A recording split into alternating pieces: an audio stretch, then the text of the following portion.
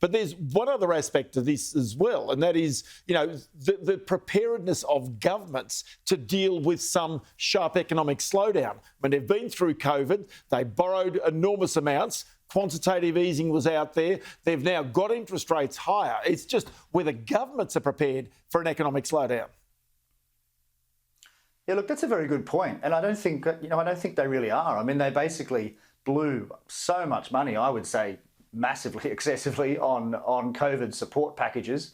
I mean, interestingly, the three English-speaking countries spent the most by far. I mean, if you look at countries like Germany, Switzerland, Sweden, they basically spent nothing or very little by comparison.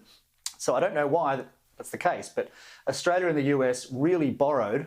Well, actually, I should actually say their central banks created new money to fund the packages, and of course that's led to this high inflation. And I just don't think they can do it again. I mean, if there was another COVID, if there was COVID 25, they could not spend that much money again.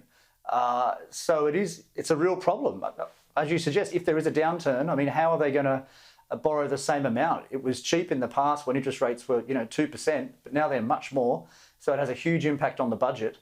And at the same time, of course, you've got bracket creep, severe bracket creep in Australia, which of course is the reason why you've got that surplus. Basically, that tiny surplus is because the government is basically taxing the daylights out of everyone without passing a new law, which you've got wages and prices going up at a pretty solid clip. So the economy is not fundamentally strong. Even though the jobless rate is low, I don't think it's fundamentally strong, because you've got growing government, you've got increasing taxes, and you've got higher interest rates.